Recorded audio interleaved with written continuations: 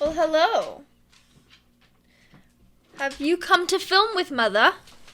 No matter your age, you become disillusioned. Your life takes a turn, and suddenly you are in a new phase. You're thrown into adulthood, you turn 30, and see all your friends having children. Maybe you're like Ben, a recent graduate drowning in the expectations of your parents, the advice of their friends, and societal pressure. It's one of the most brutal realities we all face. The disillusionment caused by change, and the question they're all asking, what's next? Stanley Kaufman wrote in The New Republic, "The Graduate gives substance to the contention that American films are coming of age of our age. It is a milestone in American film history." Whether you're in it or you've already lived it, early adulthood is one of the most difficult times in your life. A period of transition that leads to several decisions that need to be made. Even in my 30s, I still find myself relating to Benjamin's uncertainty as he attempts to figure out the next steps after university. All the film focuses on Ben, his uncertainty, and his affair with Mrs. Robinson. Mrs. Robinson is going about her own transition. A wife and mother with a daughter away at school. Mrs. Robinson is feeling aimless and isolated. In her 40s, she's looking for freedom that exists outside others' expectations and ideas. As a result, she is drawn to Benjamin, and the pair begin an affair that leads to consequences they could both see coming. Hello, and welcome to the Quiet Riot. I'm Ainsley, and this is where we dive a little deeper into film, television, and media. The Graduate is one of my favorite films because it connects, it's one of those films that really got me into thinking about a film deeper, and not only seeing it for what it is, but also taking something else from it as a viewer. And I really wish that I could go back in time and pick young me's brain after watching this for the first time and see what it was that really stood out to me then. Because today, I'm sure I definitely look at this film differently than I did then. I'm just not sure how much of a switch that is, how much of a change it is. I do know now I both have my different judgments of the characters than I did back then, and I certainly look at both Benjamin and Mrs. Robinson different, both within their relationship and outside of it. So I'm really excited to discuss that and discuss the aimless nature of The Graduate. The universal themes of The Graduate live in the aimless nature of adulthood, the uncertainty and expectation that doesn't change when you reach it, the disillusionment of change and transition, the isolation you feel when all you can do is fake a smile. Your perspective on the film changes as you get older, but that doesn't mean your opinion necessarily will. Watching The Graduate as an adult, I have a greater understanding of Mrs. Robinson, but I still don't agree nor excuse her actions. While I felt sorry for Ben in the past, being in my 30s has helped me to view Ben in a more critical way. Of course, his behavior towards Elaine has always been creepy, and he did knowingly have an affair with a married woman, but as an adult, I can't excuse his behavior in the same way I maybe did back then. Both Ben and Mrs. Robinson are imperfect people who, due to their own disillusionment, have resorted to harmful behaviors harmful to themselves and to others. Ben is our protagonist who demands sympathy from viewers because his behaviors are more understood by society. Mrs. Robinson takes a more antagonistic role and is less sympathetic as a result. I do find the dichotomy between these two characters very interesting because they both are antagonistic to an extent, but of course the movie itself does revolve more around Ben, and so we're going to look at Mrs. Robinson in a more antagonistic way, and the relationship between these two are never meant to be overtly romantic or even sexual in a way. There obviously is an affair happening, but the film isn't overtly sexual. It really is a sad story of what it is to be at different points in adulthood. Of course, Benjamin is very young, so at any point, I would, of course, most of my judgments are going to go towards Mrs. Robinson for a number of reasons, which we will be discussing, but I do think it's important to look at Ben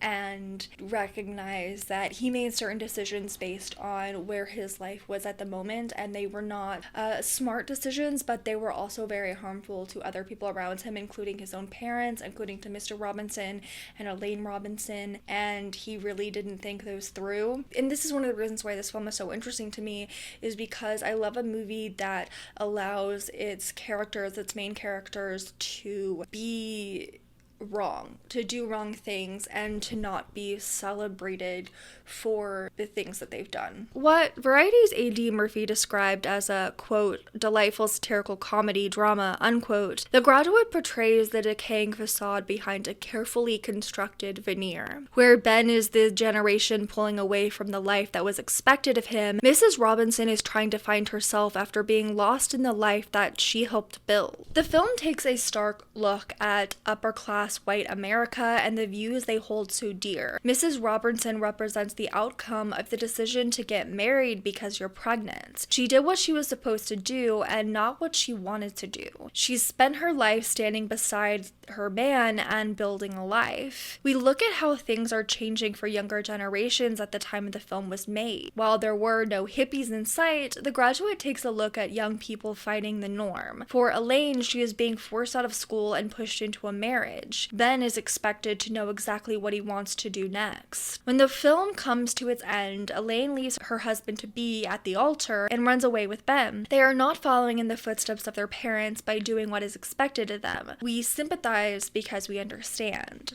And while we do sympathize with these characters when it comes to its end, and we sympathize with them throughout, and we are meant to look at Ben in a sympathetic light, the ending and the looks on their faces shows us that this is a continuation. While this is, yes, the end of The Graduates, we know that there are going to be much more life for these two to experience, and they are again left with the question of what's next. Dustin Hoffman, who was nearing 30 by the time he auditioned for the role of Benjamin, was an unknown. Not your typical leading man, Nichols decided on Hoffman because he embodied the awkwardness of Ben. He almost moves like he doesn't exactly know how to be human.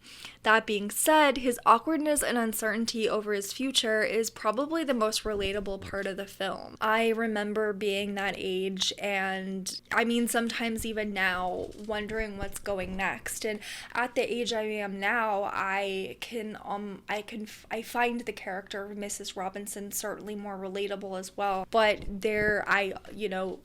I'm not married, I don't have an adult child, and so I still find the character of Ben to be very relatable for me, because it's always that question of I've finished this, what's going to happen, and fighting the expectations of other people and the fact that they always seem to want to know what you're gonna do next.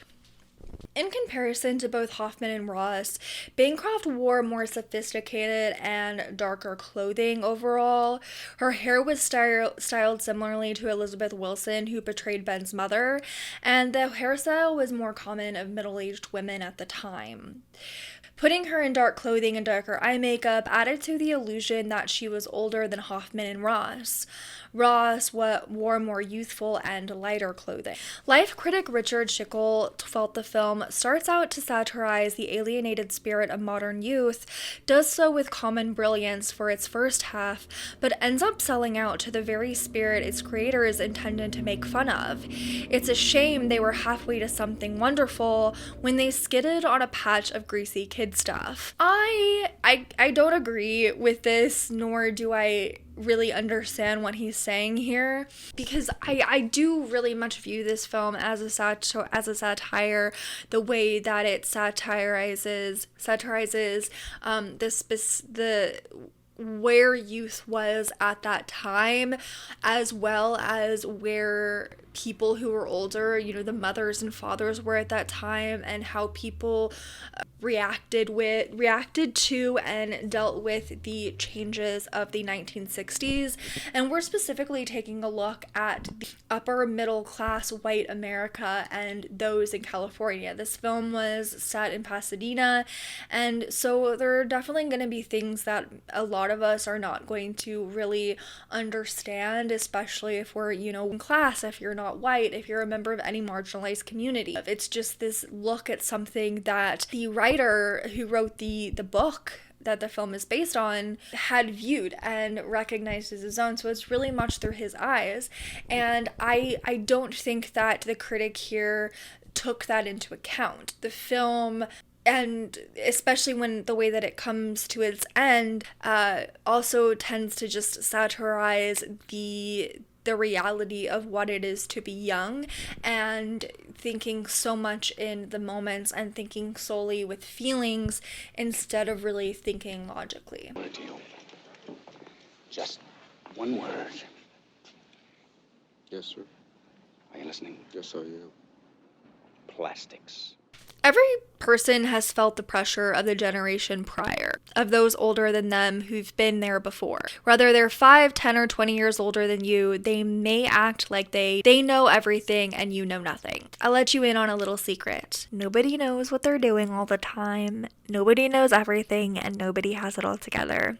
Shocking? I know. Becoming an adult is one of the scariest things on this planet, and once you make it to your 20s, things get a whole lot scarier. You're having more transitions, and then once things kind of hit 25, maybe you expect those things to change, and especially once you get into your 30s, but the reality is that there's always something new, something that may change, and something that's going to happen, and you don't know where life's going. The expectations of those around you and societal pressures are an ever-present reality that only makes your own expectations worse.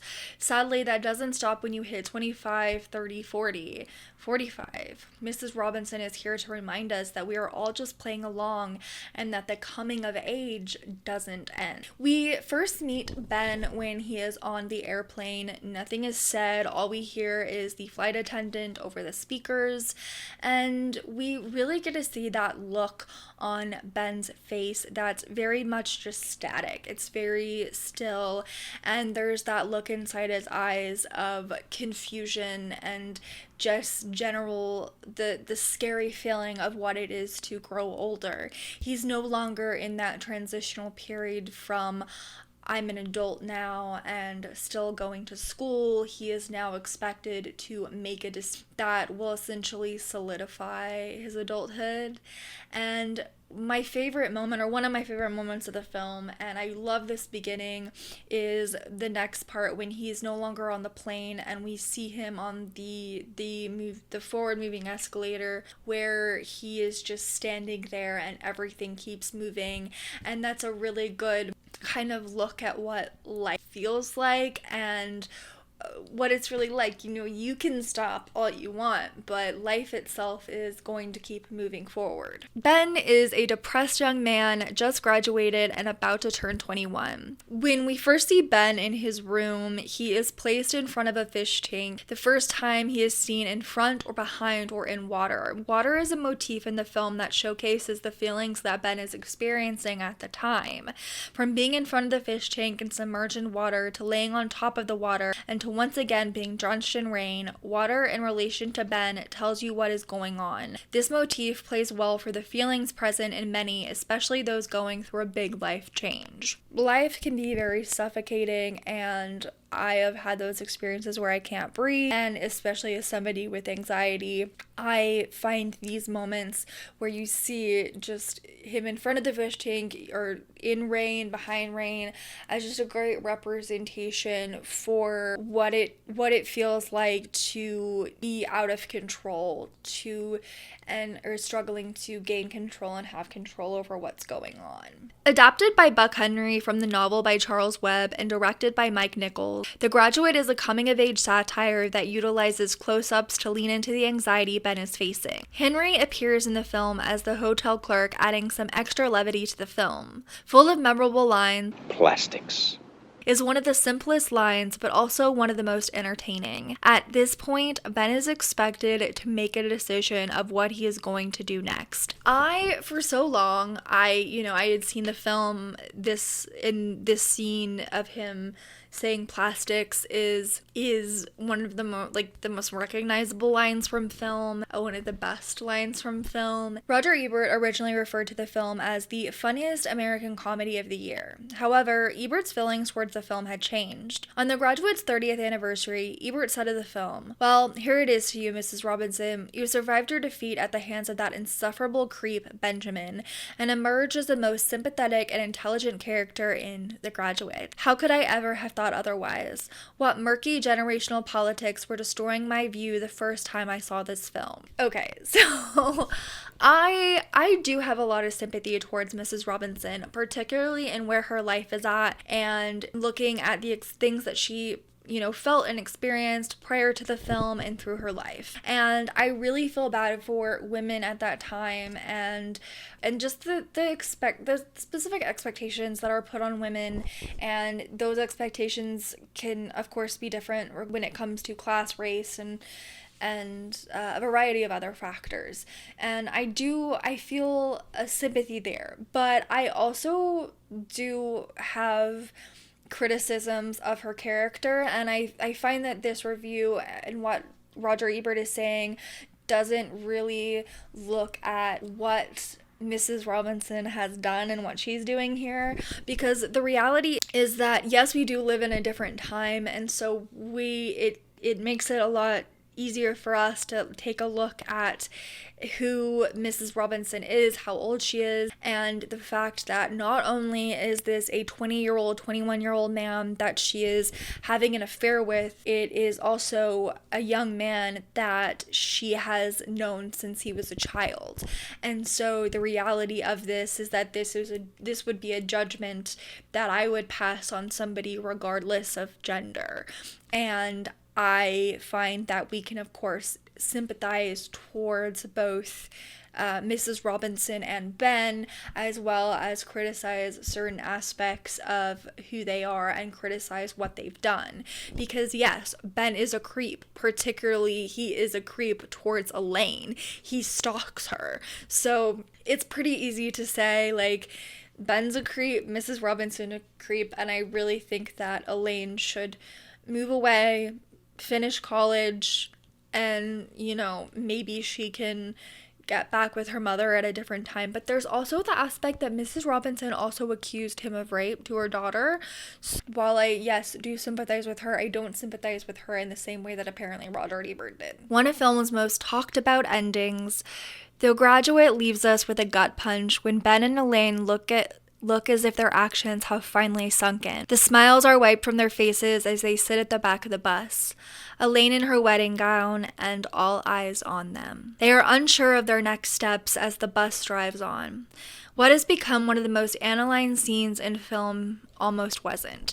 Nichols apparently was yelling at Hoffman and Ross, trying to get them to laugh more, when out of fear they stopped. That look was kept in the final result, and it left the audience with the reality of the situation and not the fantasy. This ending is honest, as it relates back to the beginning and lives with the fact there is no real ending to the story, only to this chapter in their lives. I'm trying to imagine how we might view this film differently had they actually just been laughing the whole time, because it is my personal belief that that part of the film anchors it, and I can't say that the ending of this film would really change the film too much had Ben and Elaine been laughing and smiling, but I do think it's a great bookend to the beginning when we see Ben on the plane just staring ahead and kind of spacing out, because he finds himself in that spot once again. And what are they going to do in the next chapter or the next page of their life when they've kind of upended their whole lives? They've still got so much to work out, and that's the reality of life. And even though we go from this really kind of crazy moment that is, you have these moments of close-ups and Elaine's trying to make her decision as Ben is banging at the glass, and it's this very kind of exaggerated moment, which it is a satire, right? But then you have that moment where it slows down a bit and it really just reality sets in. This film does a really great job at giving us a look at what it is to not only be young and faced with so many different life decisions, but also to be older, to already be middle-aged and still so uncertain and feeling almost this sense of regret at the end of your life. And when we get this look at Ben and Elaine in these final moments of the film, we recognize that this isn't a happy ending. This is just a ending. And there's no happy, there's no sad. There is just that they're gonna turn the page and what's gonna happen next. And as individuals, so there is apparently a sequel book, but as individuals we get to, you know, think like what's gonna happen next. We get to have those questions, and I enjoy this. Is a great way to do something that's kind of open-ended. There is an end moment, but there is still like so much to think about with these characters. One of the most tragic aspects of this film is that Elaine is put in a horrible position multiple times, both by her parents and Ben, who show little care for Elaine beyond how it affects them. Mrs. Robinson lied to her daughter, telling her that Ben raped her. Ben stalked her at school. Her father made her drop out of school to get married. Elaine is given little choice in life, echoing back to Mrs. Robinson telling Ben how she got married because she was pregnant. While Elaine ultimately makes the decision to run away from her wedding with Ben, she is put in a difficult position once again. The pressure from her fiance and parents as well as Ben create a lack of viable options for her. I guess the question at the end for Elaine is, will she remain with Ben or will she decide to go on her own way? It's up to us to decide. The reality of life is that there's always some kind of cycle that happens, and it is up to us as individuals to break that cycle. Where Mrs. Robinson was stuck with Mr. Robinson through pregnancy, I find that Elaine is almost being stuck with Ben through this crazy action of being in the middle of her wedding and becoming a runaway bride. In a world in which The Graduate exists, I do see them running away, deciding to get married and feeling like there's no other choice. And while the cycle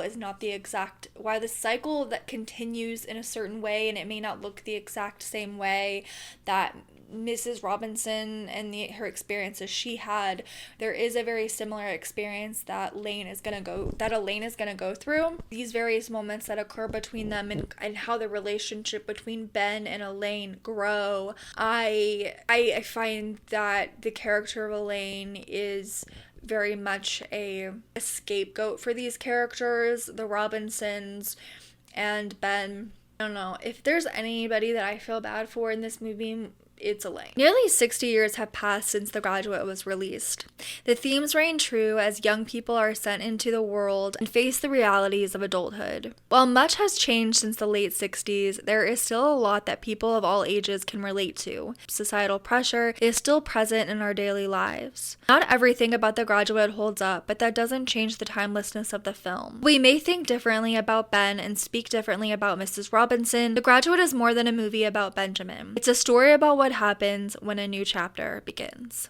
Thank you so much for taking the time to listen to me or to watch me talk about and dive a little deeper into The Graduate. I am so happy to share my thoughts about it, and I would really like you to share your thoughts with me if you feel so inclined. So please comment below and tell me your thoughts on The Graduate, how your thoughts may have changed over the years, and your feelings towards not only the movie itself, but to the characters. This is one of my favorite aspects of film, and having discussions about it is just being able to not only share how what I have learned about a film, but my own personal views on said film and diving deeper into it, but also hearing from other people. So if you do feel inclined, please let me know in the comments below your thoughts. If you like this video, share it, give it a thumbs up, and share it if you feel inclined. I'm gonna say that so many times, sorry.